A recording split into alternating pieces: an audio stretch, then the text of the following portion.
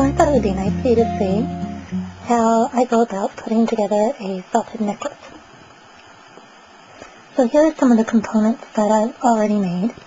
I put together a felted rope, which I've cut the ends of, as you can see here.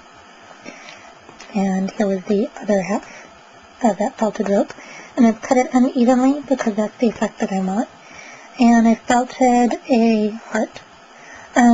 I did this with needle felting, and then I wet felted it to increase the density. And then I have these other little beads that I felted. Once again, I needle felted these and then wet felted them. These were using a coarser grade of wool, and that's why they're a little bit hairy. But I kind of think that texture can be really fun when that's what you're going for. So that's why I chose this particular fiber. What I'm going to be working with here is basically like a corn bale fiber. And I'm going to be making some curlicues to put on my necklace. I'm starting out spreading out the fiber because you really want it as kind of fluffy and lacy as possible. Necklace. I'm starting out spreading out the fiber because you really want it as kind of fluffy and lacy as possible. I'm laying it down here on my mat. You'll notice I have ridges. You can hear them on my mat. And that helps to agitate the fibers to make the felting and the fulling process a little bit easier. Now what I've got here is basically what used to be called a pipe cleaner, now it's called a chenille stem. And I like these metallic ones because they really kind of grab the fibers. And I'm just rolling up the fiber, almost like, remember at the carnival when you would see them making cotton candy?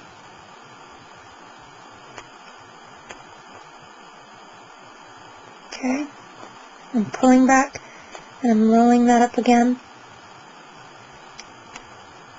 And now I have a piece of the chenille stem, or pipe cleaner, that's completely covered in the fiber. And I'll come back in a little bit and I'll wet felt that. But for now, I'm going to kind of, I'm just going to very lightly rub that against my mat. I'm not putting very much pressure on that at all, because when you do, it actually causes it to pull away from the central core, and I want it to really stick to that, so it'll make me be able to form that curlicue. So I'm going to put this one aside, and I'm going to go ahead and form an orange one, because I'm kind of going for a kind of a loteria heart kind of color scheme here. Once again, one thing that I'm doing, and I want you to be able to really see this, is I've taken the fibers and I've turned them up all along the edge of the chenille stem. And that's so that it'll really grab on the stem and hold it really securely. So that as I twirl that up, hopefully, they will catch. Just like you're seeing them do.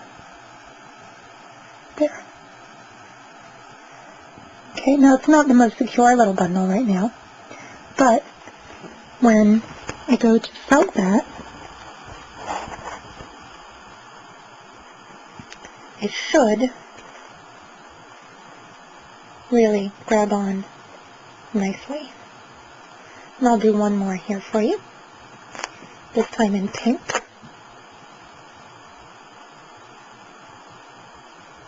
And I'm expanding out the fibers, giving it a little bit of a shape because I really want it to be nice and fluffy. I don't want these to be too fat. Nothing wrong with that, but I want my curlicues to be kind of skinny. And twirling those up. And there's my last curlicue, ready to be ready to be wet felted. So I have 1, 2, 3 curlicues now. all ready for filtering.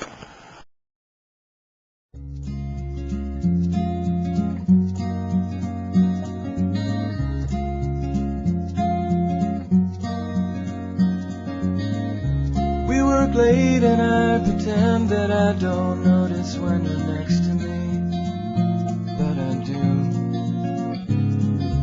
I might be mistaken, but I sometimes get the